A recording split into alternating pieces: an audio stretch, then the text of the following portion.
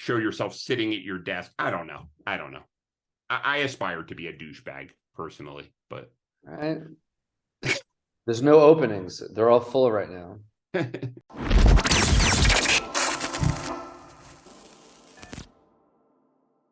All right. Hey, this is Michael F. Schein, the author of The Hype Handbook and the head hype artist at Microfame Media. I am here with my friend Jeff Greenspan. He is a very funny stand-up comedian, and we are trying something a little new today, certainly new for me. We're going to be reacting to a clip from internet guru Tai Lopez. I'm going to try to be dissecting how this guy gets so many people to eat out of the palm of his hand, and Jeff's going to be funny because he's a stand-up comedian, or he's at least going to try. So let's do this thing. Let's get right into it. Do you know your exact life purpose? You know your destiny? I'm going to show you 3 ways you can figure it out. I'm also going to give you, people always asking me, I'm here in the backyard, they're asking me for like a little crib style tour. So it's a pretty cool house. This is he says this is his house. That there is debate on that, but yeah, he swears by it. So because he has a house like this, he's going to help me find my life purpose. Yeah. Okay. I mean, cool. I'm 45 years old. I'm not sure I found mine, but let's see what happens. I wasn't born in Beverly Hills. I was born in the not so good side of town, but and not too long ago, I was sleeping on a couch in a mobile home, $47 in my bank account. What I'm going to show you 3 things today, what my mentors taught me, which helped me, it's a lot cooler life I have now. This is a... So wait, I hate to keep pausing this, but one of the strategies that I teach people, if you want to really turn yourself into a guru and build a big following, I call it become a magus, right? People have always looked up to these larger than life characters who just are supermen. They climb out of these crazy conditions and turn themselves into these larger than life heroes. And just the house, and I slept on a couch, and now I have 52 rooms. Yeah. The story is always I was 300 pounds and living in a bathtub. And this is most likely an Airbnb that he rented, 56 door house, got, I think, 18 bedrooms, 18 bathrooms, 16 bedrooms. It's pretty cool. I'll show you, I'll give you this little, got my soccer court here. I mean, soccer field, mini soccer field. My favorite thing is basketball. Tennis, basketball. Can play 24/7 here. All right, I'm sure I'm driving people crazy with all the pausing, but I just had to bring this up. If his favorite thing is basketball, why doesn't he have his own dedicated basketball court? Why is it on a tennis court? Yeah, because this isn't his house. This was the house of a tennis, a big tennis fan. If you're trying to figure out what to do, maybe you have a job that you like, or maybe you feel stuck. I read that 85% of people don't like their career. And that all comes back to this question of what is your destiny? This is the gym. Make sure you stay in shape. Found that to be important. All the money in the world, all the success in the world doesn't matter. This is so clearly not his home. That's for another conversation. I mean, he does use this home in all his videos. There's a lot of stuff on the internet about this guy that, he apparently worked in the world of finance. This is his bio before becoming a founder, investor, and keynote speaker. So no one really knows what he did before this, except he ran a dating service called Elite Dating. So people have a lot of debate on what this guy is. And a lot of people talk about this house. But to me, if you're trying to help people pull themselves out of a stuck place and get closer to their destiny, a tour of your house doesn't really seem like a great stepping off point. But it's aspirational, right? And I think this is a lesson for people who actually are producing something good, because I'm not really sure. Yeah, if you aspire to be a douchebag, I mean. Right, but there are subtler ways of doing this, right? Like if you can show people a life, even if it's a life writing novels because you were good at marketing your novels, and you show people, you show yourself sitting at your desk. I don't know. I aspire to be a douchebag personally, but. All right. There's no openings. They're all full right now. Conversation. to find your life's purpose, I think, is why we're on the planet, you know? Somebody once said, the purpose of life is to find your purpose. There's some truth to that. I don't mean it. He read somewhere that 85%, and someone once said the purpose of life is to find your purpose. Something this guy is really good at is using ear and eye candy. Throwing a statistic out there without having to substantiate it is for people who aren't really paying attention, very useful. And so is referring to a book somewhere I read. Are you convinced, Jeff? No, he seems very phony to me. But A cheesy way, you know, I don't mean it like some crazy hippie understanding of it. This is my dojo. I box, do Muay Thai, do some jiu-jitsu. I'll show you the movie theater. And Muay Thai and Jiu-Jitsu. He does all three. And he has Ivan Drago on the wall. And apparently he's a submission scientist. Whatever that means.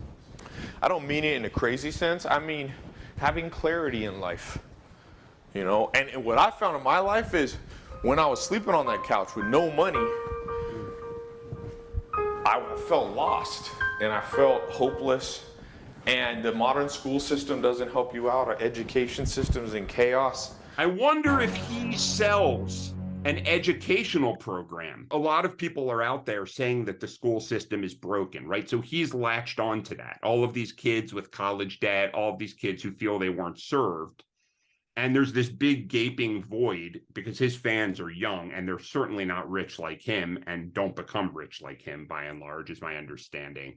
But there's this void in the education system. And who's going to step in and fill the void? Mr. Tai Lopez. thank God for Tai. You go through it, you don't understand your strengths, you don't understand your weaknesses. People spend 40 years doing the wrong thing. You don't ever want that to be you. Build your life around your strengths, but that means you have to know yourself. And I'm gonna give you some tests you can do. I'm gonna put a link, it'll take you to my website, some free tests, some free information. He's going to put a link. So this I have to comment on. You can learn from people like this how to apply some of these strategies to stuff that's actually good if you're selling something valuable. And that's not putting your mansion in the back, but having an assessment, right? This idea that if you fill out a test, there's this one number that this guy's going to generate for you that's going to tell you exactly what you need to fix your life is psychologically very effective because there's so much uncertainty in life that if you can give someone a recipe or a score or an assessment that they can kind of cling on to, they will continue to come back to you for more. The whole thing, see, I mean, I guess if you're younger, it's easy it's easier to be manipulated. But he's walking through this house and it's all about supposedly his extravagant life rather than any of his achievements. So it rings really phony rather than saying, I created this company and took it from this amount of value to this amount of value, or I had this many employees and was able to give this many more careers and jobs. He's just doing like a MTV Cribs tour. Well, I can see that you're a huge Tai Lopez fan. You're going to buy his 67 steps course. So let's keep digging into the material. Information that changed my life. I traveled to 50 countries, finding mentors, multimillionaires. I read thousands of books. This is the movie theater. It's got 12 seats, got a little basketball on, poker room. It's a basketball on that no one's watching. All right. Got the jacuzzi here, cabanas, and the main house. We were in the guest house there. So as you're watching this, you know, ask yourself this question. How much clarity do you feel you have? Do you feel like you could be doing more, but you're a little lost? You don't know the steps? I did not know them. I came through the education system. I was born, my mom was a single mom, and I had to learn this the hard way, and I'll show you these things. I'm gonna put a link. It's either somewhere above or below. You click it, it's absolutely free. It takes you to my website. I recorded it's a quick and easy, but what his tactics seem to be, but they're not really even done very well. It's like a magician whose tricks aren't being done well. I'm surprised people are taken in by this because You are now, what are you, like 3.5 minutes into this video, and he's said nothing about anything concrete. He hasn't, his references are all vague or oblique, and he's kind of all over the place. And then he peppers in accoutrements of the house. I'll tell you though, you know, with all of those faults, and I'm not defending this guy. I actually think that he's ill-serving the people who follow him. By all accounts, his material is very empty once you download it, and it's quite expensive. But I happen to know some people who have worked for him. He has become wealthy off this shtick. But more in-depth video. I don't want this one to be too long. I know you're busy, but if you click this link, it'll take you. It's just an amateur video, but I lay out with a whiteboard the exact formula and the exact secrets. My whiteboard. I'm sorry, I just gotta ask. Yeah. Why in the world is he walking through his property? If his intention is to help you, why in the world would you walk through a piece of real estate? You know, by saying it's about life purpose, he's making people who watch him feel like they're not just money grubbers. Mm-hmm. But by walking through his McMansion, he's showing them the thing that they really are. Right, but what would be interesting is if you took the transcript of this, like if you were interested in this guy and you took the transcript and you just read it and you didn't have the eye candy of the house, which might, you know, lull you into believing that you can have this kind of lifestyle if that's what you wanted, you'd probably see there isn't much there. You know, I read this book on crowd psychology from 1898. It was the first book of crowd psychology. And the guy, Gustave Le Bon, said, prestige attracts the crowd or the masses. When you don't have prestige, money is an excellent substitute. I also want to say whiteboard and equations. I call that making it scientific. When you're saying nothing, when there's just something that's very general, throw a bunch of things like equations and matrices and whiteboards. And it's amazing how quickly people will latch on to that, whereas before it was just a bunch of words. I wonder if I could do that for my comedy. Here's the kitchen. A whiteboard of I'm not a very good cook. Where I say the punchline and the setup and the joke, and then you just have to figure it out on your own. You should do that. You should if you taught a comedy, how to be funny course, and you came up with the equation, it'll be like that guy. Who's that guy that they make fun of in Adaptation? He has that method, Robert. Yeah, the story. He wrote the story. Yeah. So it's like the structure, structure.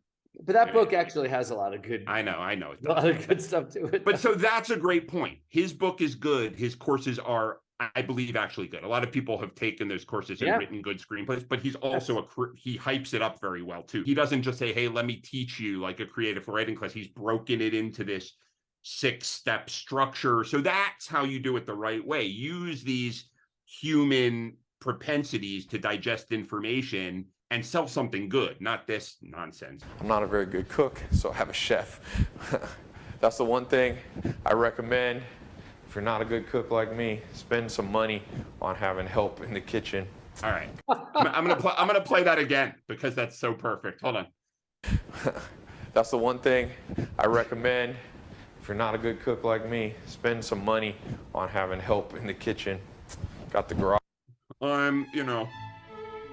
Why does anybody drive their own car when they can have a chauffeur? Garage here.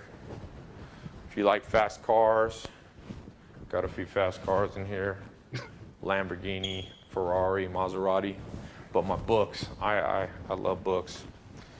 It seems very sad to me that people are taken in by this. Yeah, the thing that this guy is famous for, the thing that sort of gave him whatever success he has, because by the way, this has 1.8 million subscribers, this guy, and 12 million views. He had a video where he showed those Lamborghinis and everything, and he said, my Lamborghinis, da-da-da, and he goes, but what I really love, and he went over, is my book, saying that like knowledge, and this and that. The other thing is, he says he reads a book a day, which actually I found a video where he kind of said he was lying. He just skims a book a day, but he constantly tells people he reads a book a day. I mean, I was a professional writer and I read a lot. How do you read a book a day and have a job? Again, larger than life. Make yourself a magus. So there should be a link. Go ahead and click it. Take you over to my website. It'll show you the exact step-by-step formula that you can use, the secrets to figuring out what you should do with your life. Here's why I think like I it's an said, you might Airbnb. already be successful. What?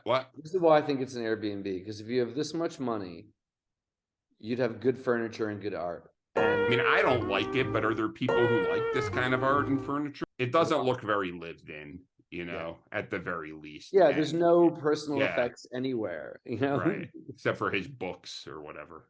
Supposedly. Which is in his garage. In the garage. For some, because most people read in their garage. I read in my Lamborghini usually. I read next to the girl in the bikini draped over the top of the Lamborghini. Well, one car is for reading and one car is for driving, clearly. I read while I drive because I'm that amazing. Got a pond here in the living room. Got some pet fish. This I call the Scarface view up here. For those of you who seen Scarface, say hello to my little friend. It's another cool thing in this Everyone needs a pond in their house. You got this is the board I'll be laying out. When you click the link, it's going to take you here, and I write this out for you. We got a cool front door, but you got an elevator here. Now, I don't use this too often, but it's nice if you have a lot of luggage and stuff. Got a little elevator. He needs that for the luggage because he just came here last night. He doesn't have any of his clothing here. It's an Airbnb. If you're shooting, you gotta cover mirrors if you've got a cameraman in a mirrored hallway. Was the cameraman in the mirror? I missed it. Oh. And oh, you gotta wait for it to be here. Anyway, the door I'll show you. I'd love to see the Find door. your life purpose, whatever you do. That? No, it's just funny that he just says find your life purpose and he goes, here's a door. Find your life purpose. Here's a pond. Find your life purpose. You should get a chef. It's ludicrous that anyone is even engaged in this. Listen, if you took his 67 steps, you'd know that's that. Well, this is 3 steps. This is 3 tips. Right. This is the first Finding 3. your destiny. It says this video is entitled 3 tips to finding your destiny. We're 5 minutes in, and I don't know what the tips are. Wait, let's see if we can remember. It was find your destiny. No, it's 3 tips to find your destiny. So it's like get a mentor, get a chef. And get a door. Mentor. Get a door. Okay. I would pay for the other 64 steps if it's that useful. If they're all as good as these 3, yeah. Yeah. Don't stay lost.